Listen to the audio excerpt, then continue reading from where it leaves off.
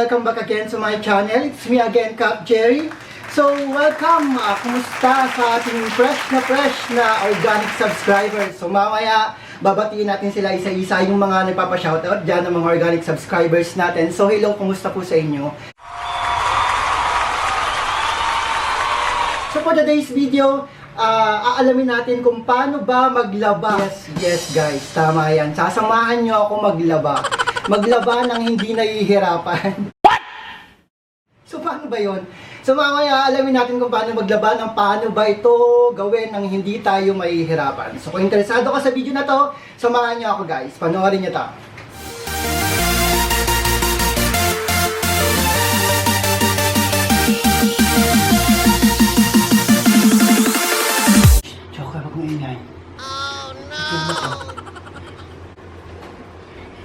So ayan guys, andito na tayo ngayon sa ating laundry area, dito sa aming laundry area. What?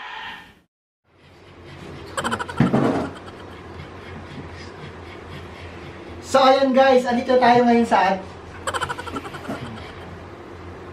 One eternity later. So ayan guys, andito na tayo ngayon sa aming laundry area. So ngayon tuturuan ko kayo kung paano nga ba maglaba ng hindi tayo nahihirapan.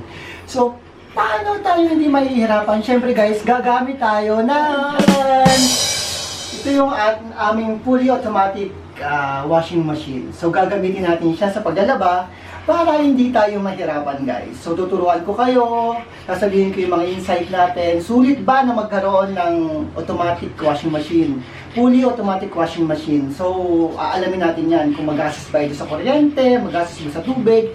So isa-isahin natin yan kung sulit nga ba magkaroon ng fully automatic washing machine sa panahon ngayon. Ayan guys, ipapakita ko muna sa inyo kung ano bang itsura ng fully automatic washing machine.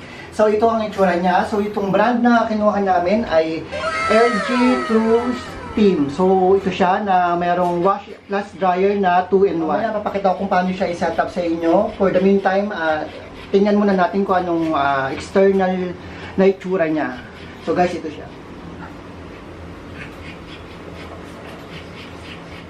So guys, tatlong bagay ang kailangan natin para magamit natin yung fully automatic washing machine natin. So una, syempre, kailangan natin ng power outlet. Kailangan natin ng kuryente. So, itong sa amin, naglagay kami ng heavy duty na extension kasi wala kami extension dito sa labas. Pangalawa, kailangan natin ng supply ng water. So, kailangan direct ang kanya supply sa ating faucet. May kasama naman siyang hose pag binili natin siya. So, i-connect ko na lang siya sa faucet na connector. So, may instruction naman siya doon kung paano ikakabit. And then, syempre, pangatlo, kailangan natin ng drain. Kailangan naka-connect siya dito sa ating drain mismo. Kung meron ka na ng tatlong bagay na yon, yung power supply, water supply, and then yung drain, pwede na tayo mag-umpisa maglaba. So yan guys, umpisahan natin ng paglalaba. So syempre, kailangan natin yung damit. Dito sa bahay, usually ginagawa namin yung paglalaba ng 2 times a week. Sineset namin yan ng every Wednesday and every Saturday. So 2 beses siya sa isang linggo. Usually naman talaga, even before ako naman talaga yung naglalaba dito sa bahay. Kasi mas feel ko siya na maglaba kaysa sa magugas ng plato. So dito guys sa bahay namin, syempre maliit lang yung bahay. Hindi rin namin siya mabilad. So bakit nga ba kami bumili ng fully automatic washing machine? So isa sa mga reason noon, hindi kasi namin siya mabilad sa labas. Dati nang manual ako naglalaba, kadalasan kapag natutuyo yung damit, hindi siya mabango kasi nga hindi siya naaarawan. So kaya nag-decide din kami kumuha ng fully automatic washing machine para after malabahan, medyo tuyo na siya. So iahang mo na lang siya, ilasampay mo na siya saglit, and then pwede mo siyang tupiin, which is nakatulong din naman para sa amin. So guys, umpisahan natin maglaba. So syempre bubuksan natin yung pinto, and then yan. The usual naman na itsura ng mga automatic washing machine. Ito nga lang, ang kagandahan lang nito, may washer na siya, may dryer pa siya. So yung kinuha namin, 2-in-1 na siya. Meron kasi mga ganito na washer lang talaga siya. So washing lang yung magagawa niya. Bukod sa malalabahan niya na, matutuyo niya pa. Yung total yung tuyo na siya talaga. After yung malaban dito, kapag nag-set ka na with dryer, pwede mo na siyang suotin right after. Kagandahan kailangan lang din dito, since medyo malaki na nga yung kinuha namin, 10.5 kilograms para sa paglalaba and then 7 kilograms para doon sa pagpapatuyo, doon sa dryer natin. So kahit medyo malaki o bulky na yung gagamitin natin, pwede natin siyang ilagay dito, pwede na siyang malabahan. So kahit maramihan, pwede na. Isa pa sa kagandaan nito, kahit yung mga comforter natin, comforter na ginagamit natin, kahit every twice a month tayo maglaba, pwede. Kasi ang kasya dito, sakto-sakto dun sa ginagamit namin kama, yung queen size, hanggang queen size yung kakasya dito. So pwede mo siyang labahan dito, plus pwede mo na siyang i-dry din. Hindi mo na kailangan pumunta sa mga laundry shop para ipa-dry clean mo yung mga comforter, kasi syempre mas magastos yun, saka hindi rin kasi namin gusto magpalabas sa gano'n kasi hindi mo na magkita kasi kung paano nila nilalabahan yun. Unlike kung may sarili ka na, kita mo at sure ka na malinis talaga at maayos yung pagkakalaba. Yun din ang isa sa mga factor na kinukonsider namin. Mas gusto ko kasi talagang hands-on ako sa paglalaba. So, ayun na nga. So, kagandahan dito, mas marami na siyang may ilalagay ng sabay-sabay. Kagaya ngayon, since every 3 days ako naglalaba o twice a week. So, hindi naman ganun kadami yung mga nilalaba natin. So, start natin sa isa. So, ayan. Usually, pinapasok ko naman na siya dito kasi wala naman ako kadalasang puti na nilalagay except sa mga underwear. So, ayan. Yung mga damit, sama-sama na natin siya ilagay dito. So, magkakasama na siya dito. Isang laba lang kasi kukunti naman din na nagagamit namin. Since ngayon, hindi naman kami lumalabas na hindi na kami umaalis ng bahay. So, puro pang araw-araw lang yung nagagamit natin. Ayan. So, kaya isang laba lang din talaga siya. Ayan. So, guys, talagayan natin lahat. Nasa natin yung laman ng hamper. So, i-on na natin siya. No! I-on natin siya dito. Sorry. I-on natin muna siya dito syempre. Kasi may switch siya dito yung washing machine. So after natin ma-on dyan, bubuhayin natin dito sa ating bota. So may on switch siya dito. Medyo high-tech siya para siyang cellphone. May eco hybrid na siya, 6 motion, smarting. So sa smarting na to, pwede natin siyang kontrolin. Pwede natin makita yung latest na minutes, kung ilang minutes lang yung remain sa kanya through our cellphone. So kailangan mo na mag-download ng LG na app. So yung may smarting, so doon mo siya monitor kung ano na nangyayari din sa nilalabahan mo. Kung nasa washing pa lang ba siya o nasa dry na siya. And then makikita mo rin doon, mag-a-alarm din siya kapag tapos na. So meron din siyang twin wash. So ayan. Ito yung makikita natin sa kanyang monitor. And then, ano ba yung pwede nating labahan? So, pwede tayo maglaba ng cotton plus. So, depende sa kung delicate yung ating mga damit. So, pwede natin pumili dito. So, may easy care din, may allergy care, may sportswear, may gentle care, may delicate, may quick 30 kung nagmamadali tayo. Dito naman sa mga dry cycle, meron tayong direct water, wash plus dry. And then, download cycle. So, pwede tayong mag-set dyan. Depende sa kung anong gusto natin. Depende sa preference natin. Usually, ang ginagamit ko, since sama-sama na yung ating damit dito, yung aming damit dito, usually, ang setup na ginagawa ko ay yung mix care. Usually, ang pinipili ko ay yung mix na setup. Kasi nandito na lahat, iba't ibang klase kasi ng damit. Meron tayong cotton dito, depende sa fabric na nilalagay natin. So, kadalasan halo-halo na siya. So, yung mix ang pinipili natin. And then, dito sa spin, tinataasan ko lang siya. Nilalagay ko siya sa maximum. Nilalagay ko siya sa 1/4. And then sa temperature naman ng tubig, naka-default naman siya sa 40 degrees. Pwede mo siyang iset pa pataas ng pataas hanggang 95 degrees Celsius. Depende sa preference niyo. So, yan na guys, binili ko yung mix na setup niya. And then, sinet natin siya sa spin na 1/4. And then, dun lang sa default tayo na 40 degrees Celsius sa ating temperature. So, pag in-start natin yun mamaya, lalabas na dito kung ilang oras yung paglalaba. After natin maset na dyan, syempre maglalagay tayo ng sabon. So, buksin natin yung drawer ng sabon. And then, kunin natin yung sabon. So guys, para sa washing machine na to, ang marirecommend ko na sabon sa inyo ay yung may low foam.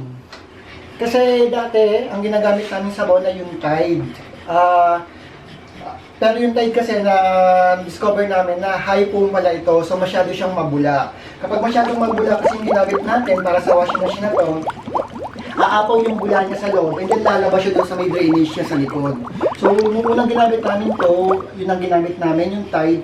Napansin namin sa flooring, umaapaw yung kanyang bula. So, nagtanong pa dito sa pinagbila namin, dapat nga daw gamitin namin ay yung low foam. Pumili na lang kayo ng kahit anong brand, basta may nakalagay siya na low foam. Okay yun. Pwede siyang gamitin dito. So, tinatakal natin siya bago siya ilagay dito. So, usually, ayan. This is 1/4 cup. So, nagdaan lang ako ng kalahati pa para dito sa premix. Kasi kailangan siyang banlawan muna ng washing machine bago siya totally labahan muna. So, ang ginagawa ng washing machine sa premix niya, hinahalo niya yung sabon na nilagay mo dito sa container na to, dito sa part na to sa may bandang right. Binabasa niya muna, then hinahaluan niya ng sabon, and then tinatapon niya yon. Then bago siya ulit magkaroon ng cycle, dun sa talagang paglalaban na niya. Ito naman yung gagamitin niya, itong mas maraming sabon.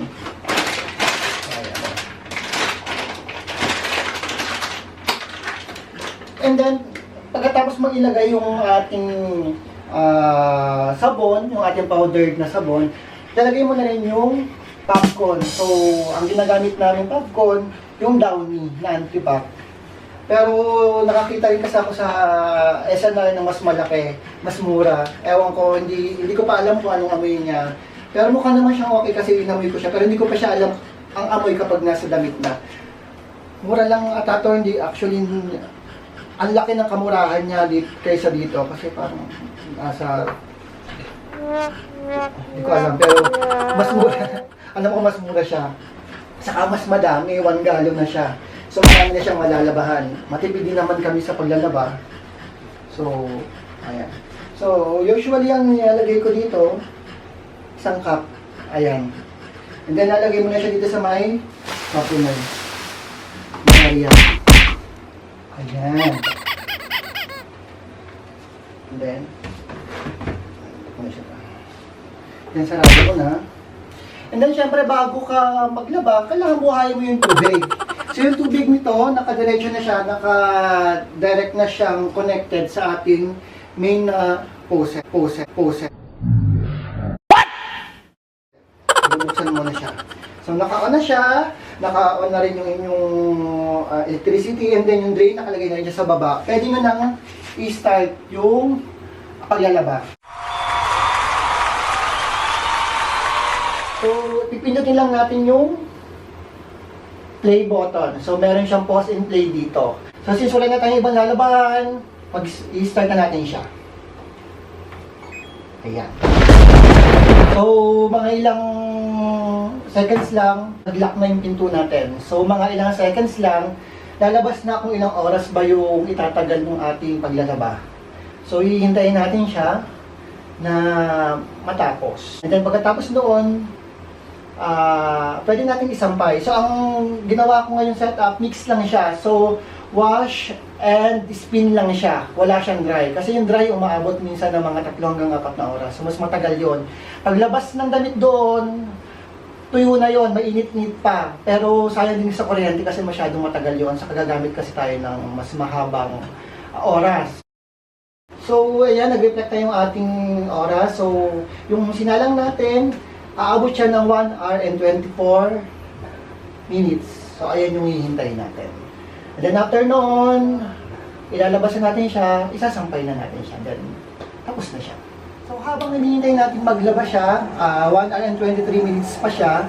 So, punta muna tayo sa ating mga shoutout. Shoutout para sa ating mga fresh na organic subscribers. So guys, thank you sa support niyo. Una-una syempre kay Ma'am Lisek Baldosa. Thank you so much. Ikaw ang aking inspirasyon kaya nagbo-vlog tayo ngayon. So sobrang thank you. And then syempre sa aking mga kaibigan na todo suporta sa akin, kay JJ Benesio ng Japan, may nanonood sa atin from Japan. So sobrang thank you sa panonood sa suporta ninyo. Kay Teacher Ben Cruz ng Silang Cavite, maraming salamat sa pag-share ng aking mga video. Maraming salamat sa pagsuporta ninyo sa panonood ng aking video. Maraming salamat. Siyempre kay Ice G, Nono Gonzales, kay Nuno Gonzales ng Silang Cavite rin, kay Kap Mike, Kapitan Michael Ocaba ng Silang Cavite, sa best friend ko na kapitan dyan. Ingat lagi. Thank you sa pagsuporta sa panonood ng mga videos ko. Thank you so much. Maraming salamat din kay Josa Cheche, kay Rochelle Metrillo ng Cavite rin. Maraming salamat. So thank you sa pagsuporta sa panonood lagi, sa pagko-comment sa mga videos ko. Maraming salamat. And then kay Era Acedo at kay Catherine Acedo, maraming salamat sa panonood. Alam ko lagi kayo nanonood ng video ko kasi lagi kayo nagme-message sa akin. Maraming salamat sa pag-criticize din ng aking videos. Para at least mas nai-improve ko yung mga video na ipopost ko. Nagkakaroon din ako na idea kung anong mga gusto nyo panoorin para mas lalong mapaganda at mapadami pa natin yung subscribers natin. Mas lalong dumami ang fresh na organic subscribers natin. Maraming salamat.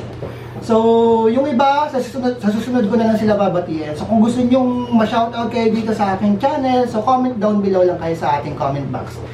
Para masama kayo sa susunod ko na mga posts, sa susunod kong mga videos. 2,000 years later. So guys, magkano ba yung amount ng ating LG washing machine sa ating inverter direct drive 10.5 and 7.5 kilograms na fully automatic washing machine. So magkano ba yung price niya? So yung price niya, nakuha namin siya, actually yung actual niyang price ay 64,995. Yun yung original price niya sa SM Appliances sa SM Dasmariñas. That's 64,995. Pero nakakuha kami ng discount. Yes guys, nakakuha tayo ng malaking discount from SM's Appliances. So, nagbigay sila ng 18,000 discount. So, napakalaki naman. Nakuha namin siya ng 46,995. Ganun kalaki ang na-discount natin. Naka-discount tayo ng 18,000. Yung washing machine na to, nakuha namin last September 1, 2019. So, ilang buwan na rin siya namin ginagamit. Since gumagamit siya ng kuryente, magastos ba siya? Based sa observation namin, nung simula nang gumamit kami nito, mas lalong bumaba pa yung kuryente namin. So, mas matipid. Since inverter na yung kinuha natin, mas nakaka-save tayo doon sa konsumo ng kuryente. Sa tubig, mas matipid pa rin siya. Yes, mas matipid siya sa tubig. Yung consumption namin before na umabot kami ng 400 pesos para sa isang buwan na consumption sa tubig, ngayon umaabot na rin siya ng 180 to 200 plus na lang. Hindi na kami umaabot ng 400. So, sobrang tipid niya na sa tubig. Sa tingin ko kasi mas na-control kasi ng washing machine natin yung dami ng tubig na gagamitin niya para sa isang cycle ng paglalaba. Unlike yung tayo mismo yung manual na maglalaba na lagay ng hose, tapon tayo ng tapon, minsan napapabayaan natin kung maapaw na, so hindi natin siya nakokontrol masyado. Unlike sa washing machine, kontrolado niya lahat ng consumption na magagamit ng buong paglalaba ng isang cycle. Kung ikukumpara natin siya dun sa original washing machine, yung tub na washing machine talaga, masasabi ko na mas mabango siya, mas malinis yung laba as compared doon. Sulit ba yung presyong 46,995 dun sa washing machine na binili natin?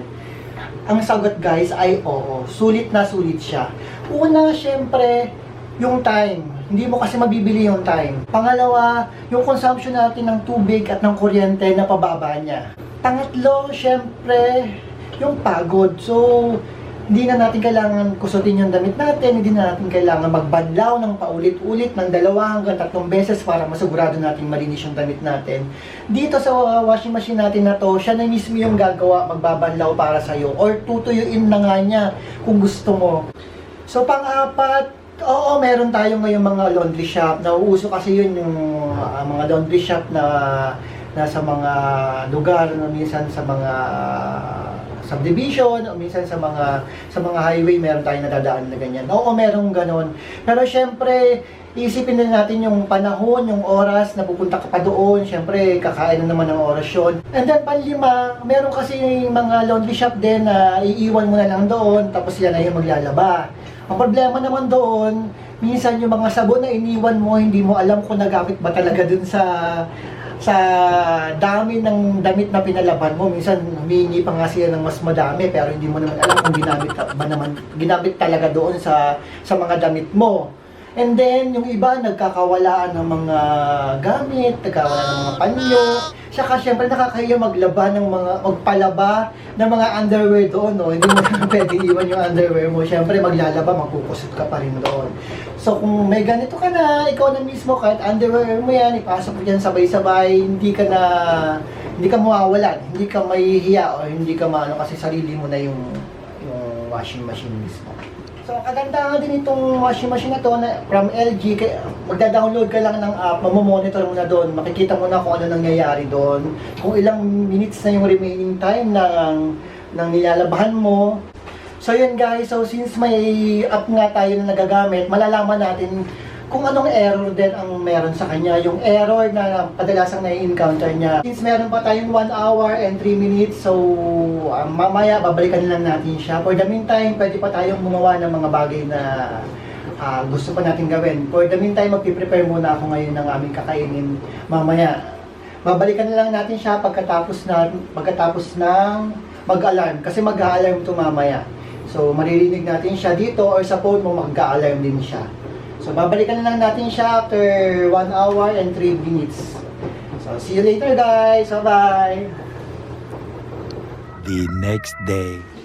So, ayan guys. So, papakita ko naman sa inyo kung ano yung app na dapat i-download natin. So, pwede siyang i-download sa ating Android saka sa ating iOS, sa mga gumagamit ng Apple.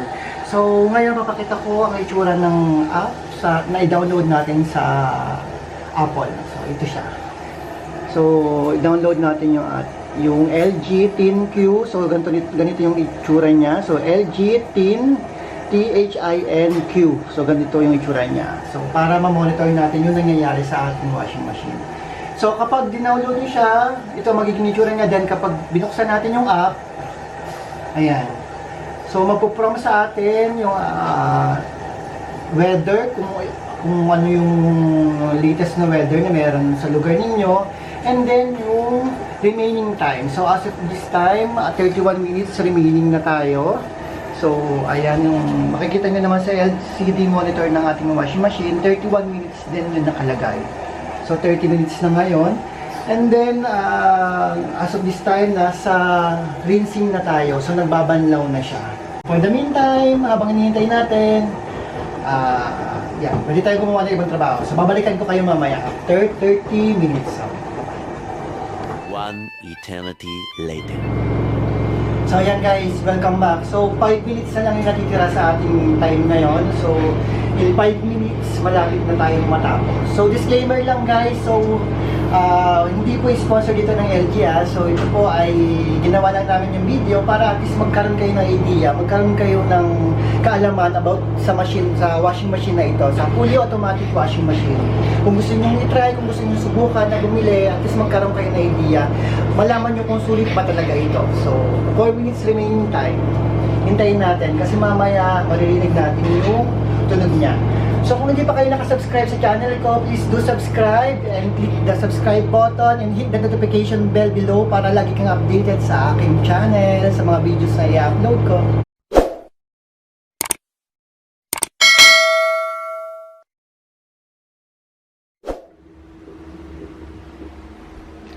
Kaya na siya, malapit na siyang matapos. So 1 minute.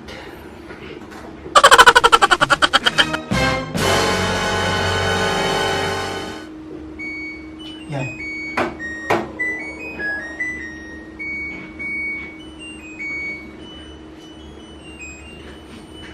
So ayun guys, narinig natin yung sound na maririnig natin kapag natapos na siya. And then makikita natin dito sa display niya, end. Ibig sabihin, tapos na yung cycle. Tapos na natin laban yung gamit natin. Napiga na rin siya. Gusto natin ngayon yung ating tab, aamoyin natin kung, titingnan natin din kung mabango o malinis ba yung pagkakalaba. So, come on. Ayan siya guys. So ayan. Kukunin natin sa isa. Mga nilabahan natin. Ayan o. Siya malapit na siyang matuyo. Kasi sobrang piga na siya. So, pwede mo siyang isampay siguro may isang araw lang or kalahating araw, tuyo na siya, pwede mo na siyang isuot. So, kung, ayan, amoy na amoy natin yung, maamoy mo talaga yung bango ng Pagcon. Yung amoy niya, kakapi talaga sa damit. So, mabango talaga siya.